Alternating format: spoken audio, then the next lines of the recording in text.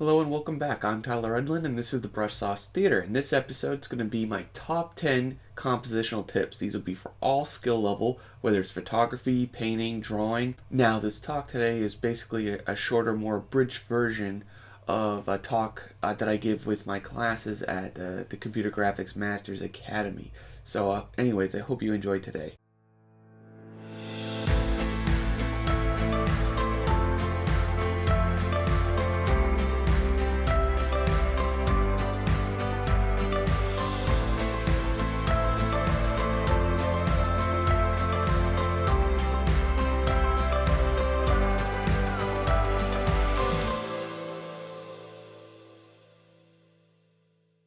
So I'd like to start off with this talk today by showing a few sources that I highly recommend for further reading on the subject. The first one, Graphic LA, fantastic book by Rob Ruppel, breaks down composition and design into simple shapes and readability. The second one, Framed Ink, by Marcos Mateo here.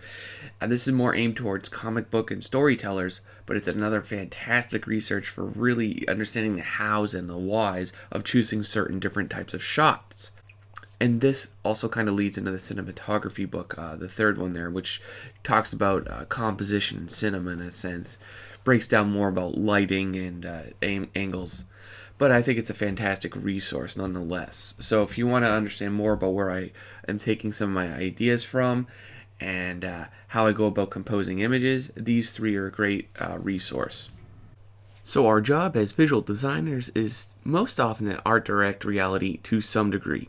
And with that said, the goal is often to take parts of reality, interpret it, and to make it fun, engaging, and marketable. I tend to do this a lot with not only the design and the image, but the composition to help sell that idea. And I'm going to start off this talk with two of my own works and then show other works, including concepts, paintings, and photography. So, my first tip is don't try to be perfect. Go with what feels right. There is no such thing as a perfect composition. For every rule, there's an equal reason to break it. Just go with what works for you. One large mistake I often see with inexperienced artists is overloading the viewer with too much detail and information. I recommend curating your focal point, place higher detail where the focal point is, and simplify the rest as needed, as seen in picture 1 here. Or, as in the second comp, try with one really big shape, 1 to 2 medium-sized objects to enhance the meaning of the first one, and then use tons of very tiny objects. Consider these tertiary elements to provide movement and balance, and in this case, scale. So this next one is common for newcomers and professionals alike. It's tried, it's true, and it's a very safe solution for any creator. The rule of thirds gives you a guide for placing focal points. If you design your focal points according to the intersections of any of the 9 rectangles, your picture will have a really nice counterbalance needed to make the composition more interesting and more compelling. Tip number 4. Lines within an image are one of the most effective ways to enhance the drama through your shot. Horizontal and vertical lines add particularly strong structure to images, whereas diagonal ones heighten the intensity and create uneasiness. Now lastly, composition with curved lines generally lead to a more relaxed feeling. Moving on to number 5. So by combining different lines, you will ultimately end up with shapes. And as I have illustrated and many times prior on this channel, these shapes end up being the foundation for any solid composition. Detach yourself from the elements in your scene as literal components and consider these shapes they make, whether they are represented physically in the scene or is it a shape of light and shadow. How do these shapes relate to each other, and how is the contrast between them utilized? Are they big? Are they small? Are they sharp? Are they soft? Are they light? Are they dark? And so on and so forth. Combining different arrays of contrasting shapes is a beautiful way to create a striking composition. So tip number 6 today, framing a subject is the basis of a strong composition. This works great in moderation, of course, and you can instantly draw the eye into a scene by using literal elements within the composition to create a frame within a frame.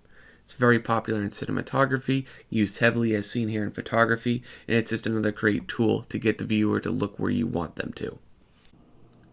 Number 8. The effective exploitation of symmetry and pattern can make for an extremely powerful shot, particularly when working with such subjects as architecture. Take your time to observe the subject and recognize the patterns. These patterns are usually made up of shapes and lines. These can be utilized to create a sense of balance and rhythm within your scenes. Number 8 is balance itself. Now, give meaning. Contrast in size and values can have tremendous impact on the meaning of each object in your scene. My goal is often to create this balance by using the focal point and its supporting elements, emphasizing visual weight throughout the entire scene.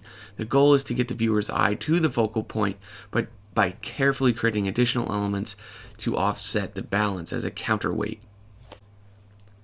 So in these examples by Raphael Lacoste, that balance and hierarchy are established in different ways. In the first one here, we have a nice focal point and counterfocal point with some tertiary elements.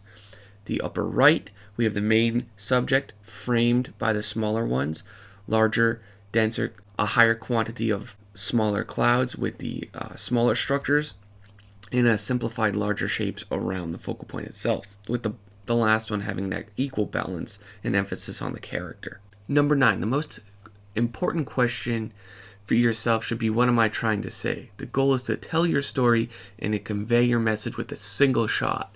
A good display of technique is often not enough to get your message across. Most of the time it would be enough to get your work noticed by other people, but the point of view is a very important tool. Shot 1, it's about this Viking ship going off on an adventure. 2, it might be about that ship returning home.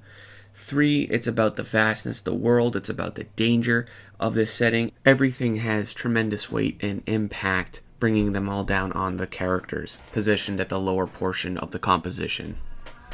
My last basic tip for today is to maximize overlaps. Simply by arranging these shapes in a nice, pleasing way, overlapping small to big, big to large, so on and so forth, is a great way to draw in the viewer. And kind of as a secondary one, if you're going to overlap shapes, do not create tangents with them. That's generally considered a no-no. Don't have these edges touching or kissing each other. Keep them separate or just overlap them. So anyways, guys, I hope you've enjoyed this. If you have some compositional tips that I missed today, be sure to leave them in the comments. I'll get to them next time. Also, be sure to let me know what other kind of top 10 related art topics that I could post in the future. Take care. Thanks for watching, particularly if you made it to the end here. If you'd like to support the channel, please like, share, and comment. You can find me on Facebook, ArtStation, and Instagram. Now, I share different content on each platform, so feel free to stalk me across the web. Feel free to join the Brush Sauce community as linked below. We do hangouts, have a Discord channel, host challenges, and support each other in artistic growth. Finally, if you'd like to inquire about my one-on-one mentorship program, head over to tyleredlinart.com, click on the mentorship tab for information, and shoot me an email. Also, I run 2 courses at the Computer Graphics Master Academy. Feel free to check out those as well. Take care.